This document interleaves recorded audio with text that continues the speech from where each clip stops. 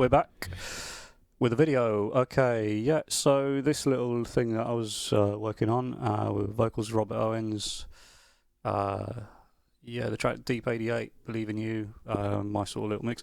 Anyway, this thing I was working on ran into a bit of a sort of a little annoying thing, so we're going to make the video on samplers, Akai, EPS, get out of the way, and yeah, let's roll into it. So let's find the bass line, which is where we were having a little problem. Right, okay, so the EPS actually suffers from this little thing some people may know or may not know, called zipper noise. That's not a racial slur by Clint Eastwood, by the way, on some film. It is a thing. So unlike sounds with sort of very fast decay, it's quite audible. So if we go here, can you hear that on the release? It's like a digital noise. And also that clicking's really annoying. That just happens very infrequently. Yeah, sort of random, right? Okay, so that's really annoying. So I love this sampler. It is the creative sampler, if you will, and it's really quick to work on. So a lot of the times when I'm working on a song, I'll do a lot of stuff in here. The vanilla sampler being the Akai, it's my bread and butter. I put all these stuff in there, right? It's really reliable, it's rock solid timing, yada yada yada, boring. When I work on songs, I most of the time use this CPS.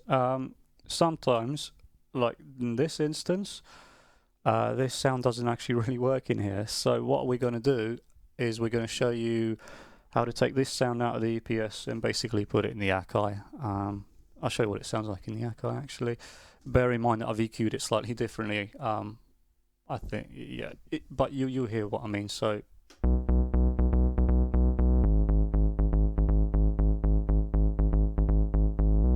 that's the Akai, and let's jump to sequence 3. What a knob. Right, so that's the EPS.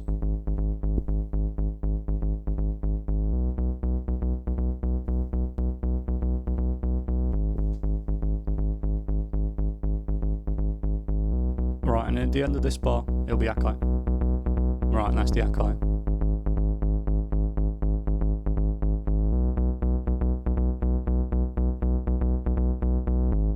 It's a little bit more punchy, yeah, okay. And but there's no annoying noise on the end of the release, and most of all, there's no weird clicking noises that happens randomly in the sound, which is quite good. And the song that you were listening to at the beginning of the video, it was with the Akai. The song that I uploaded a while ago, in the previous video actually, that was using the EPS. So what I want to do generally is I want to stick most of the elements in the Akai, so when I recall the song, most of it's there. All I've got to do is, I've got less to mix basically. Yeah, so obviously one of the issues with EPS, Akai and all of these vintage samplers is the fact they all use their own proprietary sampling format, if you will, disk format. So you can't just take the floppy disk. Look, there it is. Gen SX1000 bass. You can't just stick that in the Akai and it'll be like, oh yeah, cool, I'll read that. No, it's more difficult than that, isn't it? Yeah. So what you can do, obviously, you go, why don't you just obviously take the output, plug it in there? Come on, that'll be too easy, man. So what I do is I take the sample out of it using Midi, basically, Midi sample dump. And there are 2 ways to do it. Obviously, you can go both ways, and I've done a video using computers and stuff like Resampling and Wavelab, but today we're going to be looking at it in reverse. So instead of dumping sounds into a sampler, we're going to be looking at extracting sounds out of the sampler, and there's advantages of doing this. So we can use Resampling and we can use Wavelab. I was going to wait until I show you, but I mean I'll show you anyway, but I'll let you know now. Resampling has its own benefits and what do you call cons as well. The main con in this particular examples, because we're not extracting drum breaks, it's extracting a synth sample that I took, and it's not even a multi-sample really. Recycle's really sort of made for breaks and drums, but the two main annoying things about it is when you extract a sample, because the program works at 44.1 sample rate, its sample rate converts all of the samples, so when it spits it back into my Akai, it's at 44.1. Sometimes there is a slight loss in quality, if you will, because like on the EPS, it's a bit like the S900 and the S950, if any of you have those, where the input when you're sampling is variable. It's not as variable as the 900, we could just basically dial anything, but it is it's extremely flexible, and it's even got a input aliasing filter that you can turn off, which is amazing. So that's one thing. And the second thing that Recycle doesn't do, it doesn't preserve loop information. So this sample, let's mute everything. Still the Akai. Let's just unused sequence. Right, so let's. Right, there we go. So on here, we have it looped.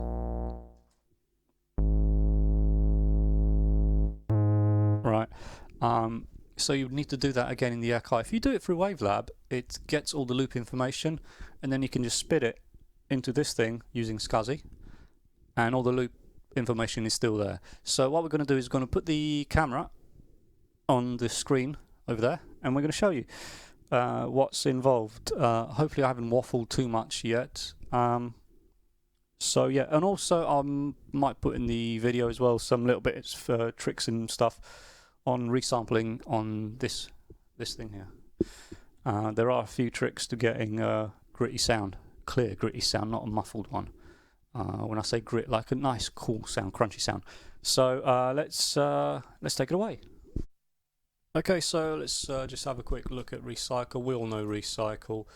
If we go into sampler settings, we've already got it set up, so you can see there's my 3200 via SCSI, and if we go there's the PS16 Plus via Midi. I know it shows a picture of a rack, but obviously we're using the keyboard. If you do have the rack, you can use SCSI, it's much better.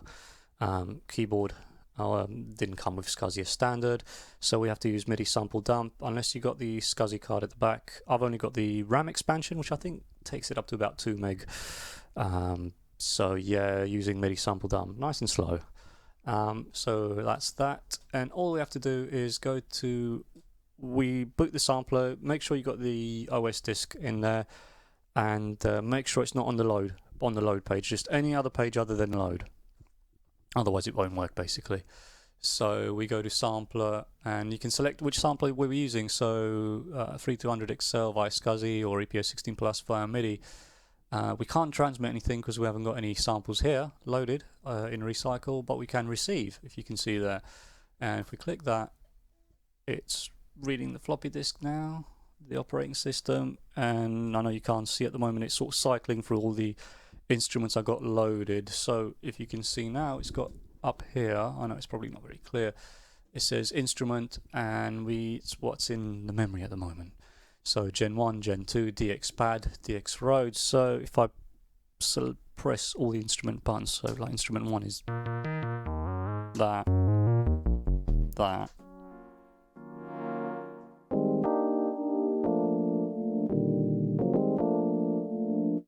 Okay, and then you just go Gen 1, whatever sound you want, and you just press receive, and you can select which waveform, if you had more, if you had like layers, what waveform. You press receive and it receives it. Shall we do it? Why not?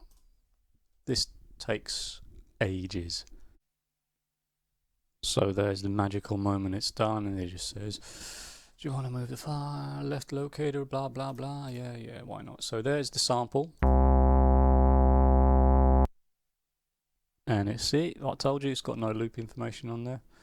And what we do is we'd select 3200, and then you go transmit. And if you do that, that's così. So that, and we can name it, but obviously it creates a program with the key group, and the key group is mapped like you would with drums, no looping, play sample to end, and it would just be on one key, usually like C1, and all the other keys wouldn't have any samples on them, and you can't play it chromatically. So that's recycle, that's what that does. Let's take a look at a much better alternative. Let's have a look at Wavelab. Do I want to save? No, I don't. So this is Wavelab 4.0, and again we got them set up. We got the Akai set up in here, and we got the EPS. Same as before, really. We go sampling, receive, and you got target, Akai, Ensoniq, and you have to refresh. Refreshing is same as what recycle really does. If you can see there's a progress bar. It just basically it's asking the EPS basically to say, yo, what's in your memory, what samples you got loaded, and it's done it. And then you got instruments here like we did before, Gen 1, Gen 2, DX pad, DX Rhodes. Let's do the Rhodes this time, it's more interesting. Okay, and that's the wave sample. We have to select that really, and we just go receive.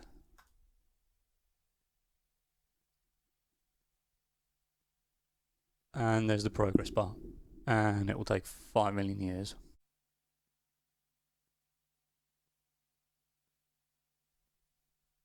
And that's it done. Okay, and this is, let's sit down a bit. Okay, can get rid of that, and if you can see here, let's open that big. It won't allow you to play it. So it says the audio card output could not be set at the sample rate, what is it? Yeah, 2232 and blah blah blah.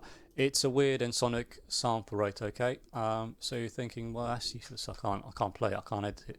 We can see the loop points here actually, that's the green little markers, but we can play it. We can use the, oh, and that's the current sample rate there, and the bit depth, which is 16-bit mono. But anyway, we use the resampler, so we can preview it basically, and it's, you can hear it sounds gritty and lo-fi, doesn't it? Let's have a listen to it on the EPS itself.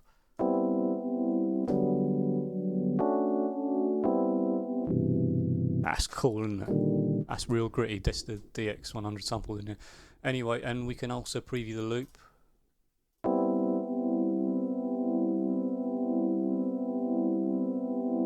Right, okay, good. Let's get rid of that resampler. Oh, we can't do that. Right, we can. Right, so transmit, and we select the Akai, refresh it.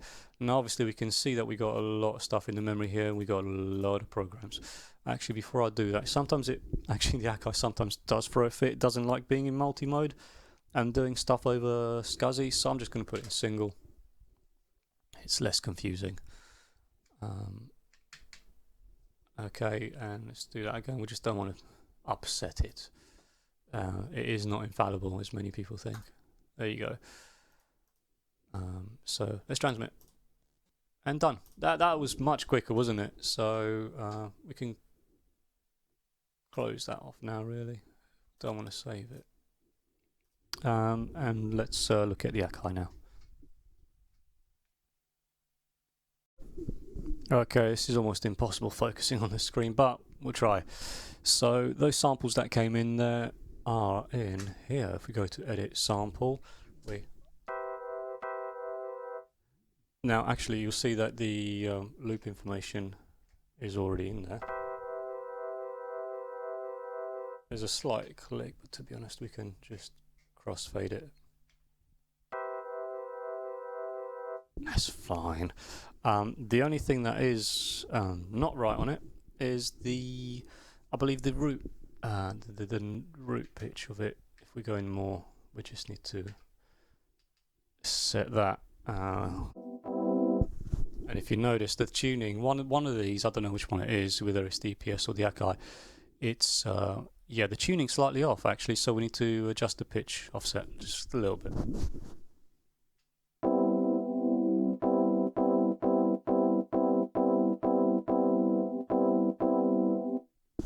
That'll do. So let's have a quick, just see how it sounds.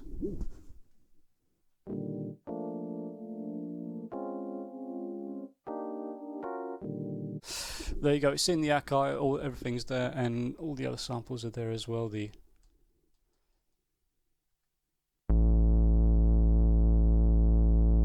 That bass and all of that. Yeah, so you know, and then you'd put it in a program. Yes, an easy way of doing it. Let's show you the gritty resample trick. Right, that's much more interesting. Right, the resample on this thing sounds absolutely bitchin'. There's a trick where if you resample it at 40k, it actually sounds more gritty than other sample rates. There's also the fact that the quality, the higher sometimes it goes, it actually sounds worse, which is worse meaning good.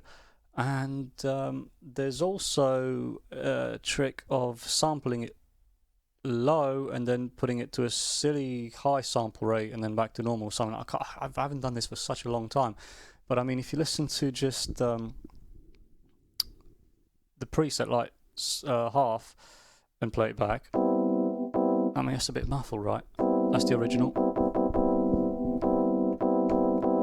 Right, but if we put the quality, okay, to 2, press go, it takes a little bit longer than when the quality is on the bottom at 1. But have a listen to this, it's crazy. Ain't that nuts? And if we do that, check this out. That's at 33.75. Okay. Right, now check out what happens at 40k. On quality 2. This takes a while again. It's too much. Now it's too much. It will be. It will be just like... I mean, I'll show you on drums because that's when it really comes into time. But this... It's distorted, isn't it? But with the quality at that, 0, 1, it takes quick, it's done. Isn't that mad? So, let's have a look at... what was it? This one at 29. Okay, let's do that.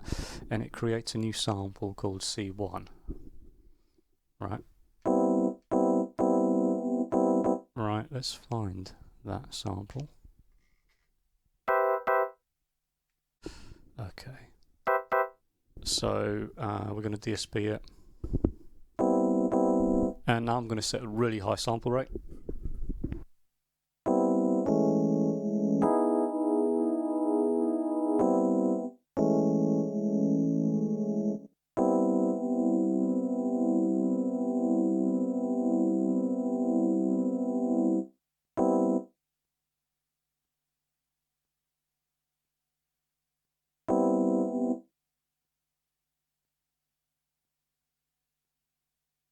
I said it's something like 65k.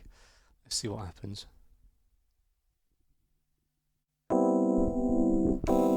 See, it opens it up. See what it does? It opens the sample up.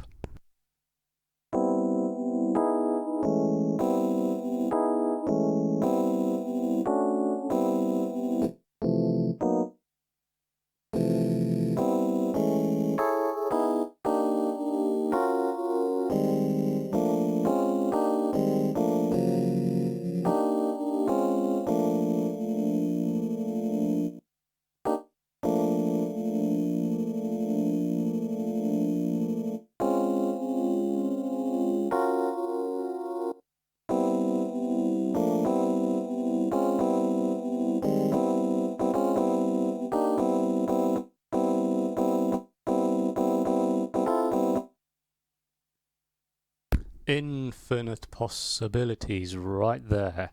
See what it does when you do that. Now this is a trick you can use with S900 samples.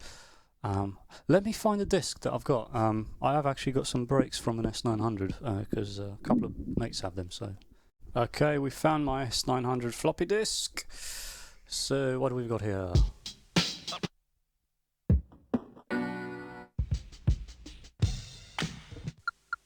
Acid. Acid. Acid.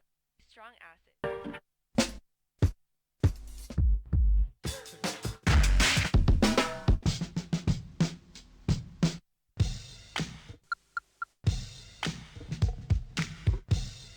Okay, let's try that. It's a little bit muffled, isn't it? DSPs does. Rate at 40k name. Let's name it. No. Something easy, something easy. 1. With a quality of 2, shall we? Oh, that's slow train coming. Alright, okay, she's done. What's it sound like? Look at that. Top end's come out. This is how it sounded before. Muffled.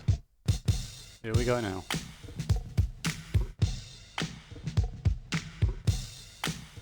Give your S900 at least a life with this shit.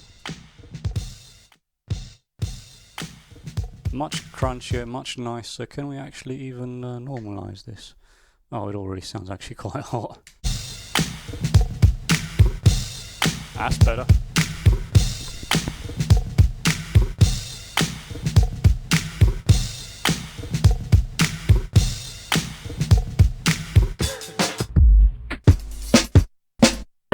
Strong ass.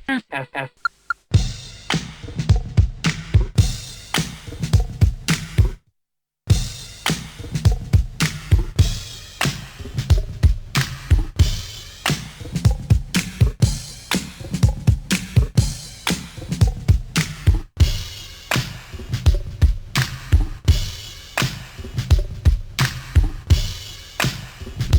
Sounds a lot better. It's cleared up that muddiness that the S900 had. So yeah, try that, and that's at 40k with a quality of 2. There's all sorts of combinations you can do. Of course, you can even I think with the quality of 1, you can sample rate convert really low, but then sample convert really high, and then bring it up, opens up that high end, and then you can put it back to like a normal, like a 44.1 for example, and it should retain still some of that crunchiness and save your RAM. So yeah, that's today's video. A bit of a wild one, really. Yeah, hope you enjoyed that. Cheers.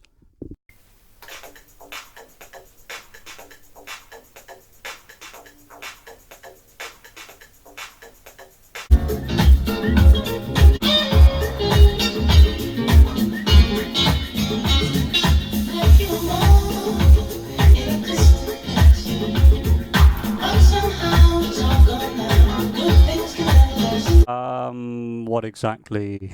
See, I didn't have anything written down or planned, as always. Okay, so what am I on about? Shall we start again? I can start again. Are we even in focus? That's the thing. You know. Let's twiddle my knobs.